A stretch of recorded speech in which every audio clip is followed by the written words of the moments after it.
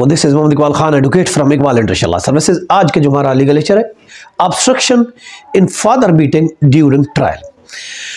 कौन सी ऑब्स्ट्रक्शन आ सकती है? बाप अपने बच्चों से मीटिंग कर रहा है, father obstruction in father meeting during trial. Trial चल रहा है, बच्चों की कस्टडी का केस चल रहा है और उसमें एक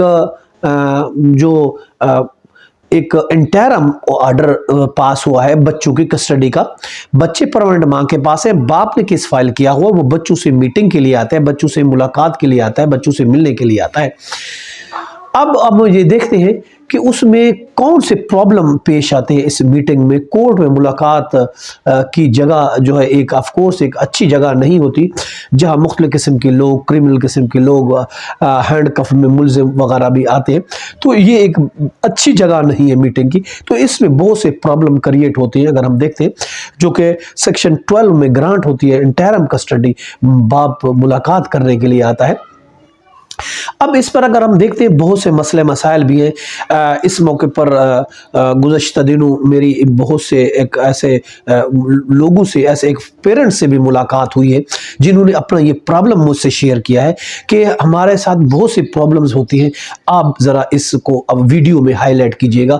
ऑफ कोर्स हम भी डेली रूटीन में हम देखते हैं तो कि किस किस्म के वालिदैन को प्रॉब्लम पेश आते हैं। वो जो एक फादर था जिसकी मेरे से मुलाकात हुई कोर्ट प्रेमिसेस में, वो लाहौर से आता है। वो लाहौर से आया अपने बच्चों की मुलाकात के लिए। ऑफ कोर्स इतना लंबा सफर करके जब यहाँ पहुँचता है तो बहुत से उसको किन किन मालूमात, किन किन उनको ऑब्स्ट्रक्शन का, रुकावटों का, तकलीफों का, प्रॉब्लम का सामना करना पड़ता है। ये ज़रा आज हम देखते हैं कि किस तरीके से ऐसा होता है। और फिर माँ की ये कोशिश होती है कि तंग करने के लिए उसको मिलवाने से नहीं लाती, बहुत तरीके बहाने ढूंढे जाते हैं।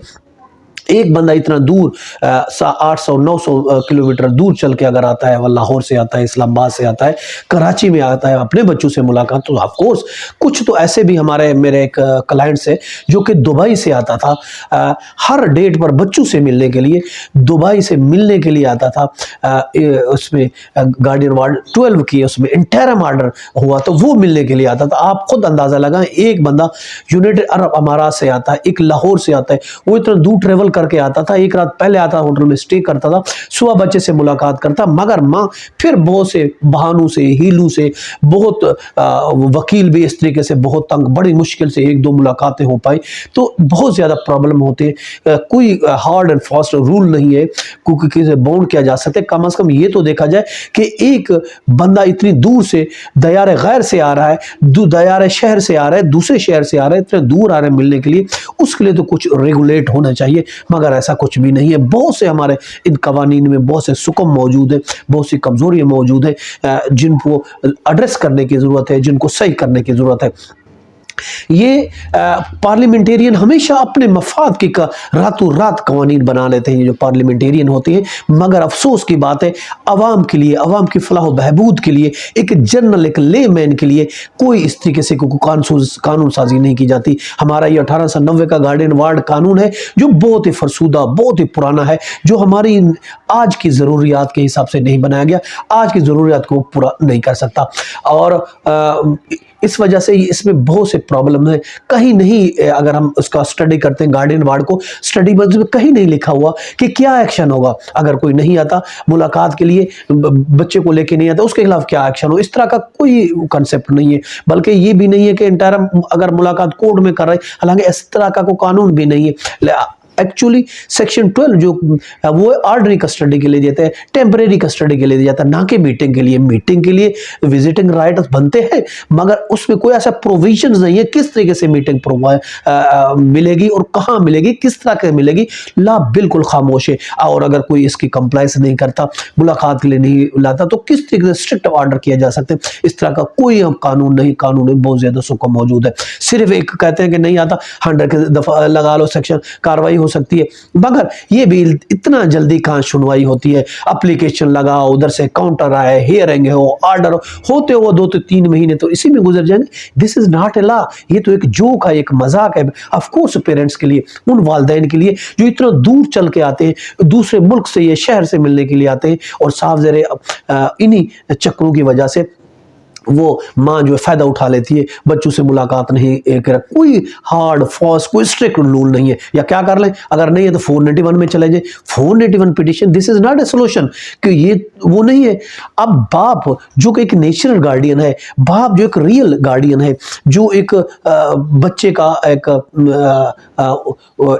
गार्डियन है, वो उसका बिल्कुल राइट बनता है कि वो अपने बच्चे से मुलाकात है, बावजूद इसके कि उसकी उम्र कितनी है, वो 1 साल का है, 2 साल का, 5 महीने का, 10 साल, कितना भी है, क्योंकि वो फादर है, बाप है, उसका एक राइट बनता है, इस्लामिक राइट बनता है, एक लीगल राइट बनता है कि वो अपने बच्चे से मुलाकात करे, बच्चे उससे मानूस हों।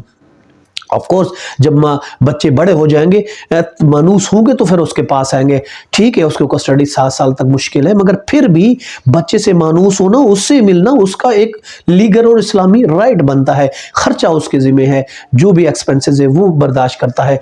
माँ के लिए कोर्ट का नर्म देखा गया बहुत ज्यादा नर्म गोशा होता है, और उसको हमेशा कोर्ट और लोग मजलूम समझते हैं कि माँ जो है ये एक मजलूम है। हालांकि ऐसा कुछ नहीं, हर माँ मजलूम नहीं, हर माँ के लिए कोर्ट का नर्म गोशा, एक से बढ़कर एक शातिर औरतें भी हैं, एक से बढ़कर एक जालिम औरतें भी होती हैं, और खासकर जब बच्चे उनके पास, तो वो बच्चों को मिसगाइड करती है, उनके कान भरती है, उनकी गलत तरबियत करती है, बाप के खिलाफ भड़काती है। ये बहुत ही जो कि गलत है। और याद रखें, सारी माएँ एक जैसी नहीं होती, सारी माएँ मजलूम नहीं होती। ऑफ कोर्स कुछ होती हैं, कुछ माएँ भी होती है, कुछ बाप भी होता है, मगर मैं सारे मैं कहना ये चाह रहा हूँ, हमारे कहने का मकसद है कि सारी माएँ मजलूम भी नहीं होती, सब एक जैसी भी नहीं होती।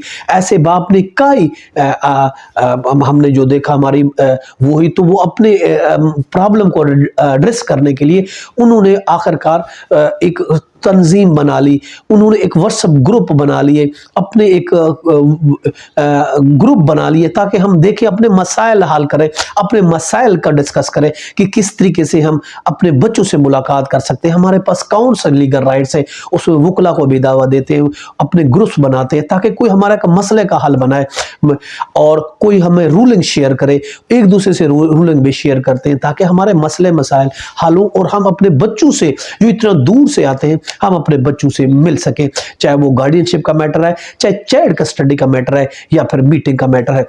अब इसी वजह से कई दफा तो ये भी हो चुका है, कितने पेरेंट्स ने अपनी एसोसिएशन बना के प्रेस क्लब के सामने उन्होंने कई दफा उन्होंने एहतजाज भी किया है। अब भी उन्होंने कहा एहतजाज जो है वो रखे हुए हैं कि हमारे ये मसाइल है, हमारे ये प्रॉब्लम है, हम इतनी दूर से आते हैं, हमें कोई घास नहीं डालता, हमें बच्चों से मीटिंग नहीं होती, हम आते हैं महीने में 2 ऐसे ही चले जाते हैं, कोई ना कोई बहाना आ जाता है कि बच्चा बीमार हो गया, बच्चा स्कूल चला गया, आज देर हो गई, हम उठने में देर हो गई, ये हो गया, वो हो गया। क्या होगा, कोर्ट एक दिन नहीं होगा तो कोर्ट अगले दिन कर देगी, कोर्ट इस पर चूंकि एक्शन नहीं लेती, इसलिए वो इस चीज़ का बेनिफिट लेते हैं। अब क्या करें, आखिरकार आके वो एहतजाज ही पे, लेकिन ये कोई मदावा नहीं, ये कोई सोल्यूशन नहीं कि आप प्रेस क्लब के सामने जाके एहतजाज करें। इस तरीके से तो मसले हल नहीं होते। हालांकि बर्थडे पर, खुशी का कोई भी दिन है, बाप का राइट बनता है कि अपने बच्चे से मुलाकात करें। ईद का दिन है, बकरीद का दिन है, बर्थडे का दिन है, इसके अलावा पाकिस्तान डे है, जो भी एक दिन है, उस हिसाब से ये भी फादर का दिन राइट बनता है कि वो अपने बच्चे से मुलाकात करे। मगर अगर प्रोसीजर की आप बात करें, लॉ में कहीं नहीं लिखा हुआ कि आप बर्थडे मिल सकते हैं, आप ईद पे मिल सकते हैं, ऐसा कुछ भी नहीं है। ये लॉ बहुत ही हमारा एक नाकाम किस्म का हमारा गार्डियन वार्ड का लॉ है, बहुत ही छोटा है, इसमें बहुत से बदलाव की जरूरत है, इसमें बहुत सी अमेंडमेंट की जरूरत है, मगर कौन करे, पार्लियामेंट ही नहीं करते, उनको अपने काम से फुर्सत नहीं है, तो आवाम के भलाई के लिए कौन सोचेगा। अब उसके लिए अर्जेंट एप्लीकेशन का कोई कानून नहीं है कि कौन अर्जेंट लेगा। अब कोई भी एप्लीकेशन आती है, उसका अगर हम कहते हैं कि हमें ये दिया, ये उसके लिए जी आप पहले सीए देंगे, काउंटर एफिडेविट देंगे, जवाब देंगे, हियरिंग करेंगे, फिर फैसला होगा, 4-5 डेट इसी में गुजर जाती है। दिस इज नॉट ए वे, ये तो एक किस्म का जोक हो गया। ऑफकोर्स वालिदैन के साथ भी ये एक जोक हो गया। अब हल क्या होना चाहिए? अब अगर हम देखते हैं, हम क्या सजेस्ट करते हैं कि किस तरीके से हल होना चाहिए। देखिए, हल जो है वकील के जरिए, अब जो कानून है ऑफकोर्स हमें उसी में रहकर, एक वकील ने जो करना है तो उसी अपनी हद में, अपनी लिमिट में रह के ही करना पड़ेगा ना। अब लिमिट क्या है, अब हद क्या है, वो ऑफकोर्स वो मौजूद है, जो मौजूदा लॉ है उसमें वकील के जरिए।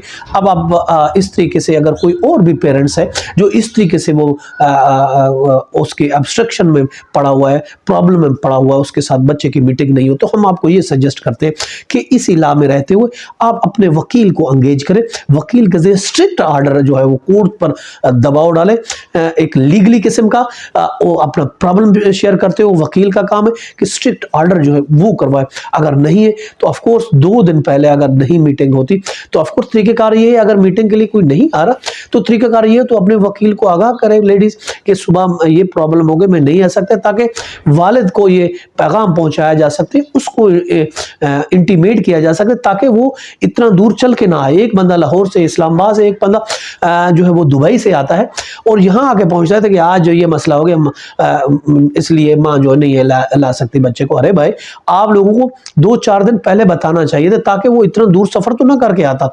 इस चीज को आगाह करना, इन टाइम आगाह करना दूसरी पार्टी को, अगर कोई प्रॉब्लम हो जाता है, मीटिंग नहीं हेल्ड हो रही, तो ये इन्फॉर्म करना ये जरूरी। इस चीज के लिए जो है वो बाउंड किया जाए, बाउंड करे कोर्ट उन पार्टीज को कि वो ट्रेवल ना करे, उसको आगाह जो है एडवांस में बता दिया जाए और कोशिश करें पॉजिटिव मीटिंग हो हर डेट पर। जो अनअवॉइडेबल सर्कमस्टांसेस होते हैं तो वो एक अलग है, अदरवाइज हर डेट पे ऑफ कोर्स मीटिंग होनी चाहिए, और ना हो तो ये क्लियर कट ऑर्डर लगवाना चाहिए, उसमें ऑर्डर में होना चाहिए अगर किसी पार्टी ने इसकी खिलाफवर्जी हुई तो उसको इतना फाइन होगा, उसको फाइन देना पड़ेगा।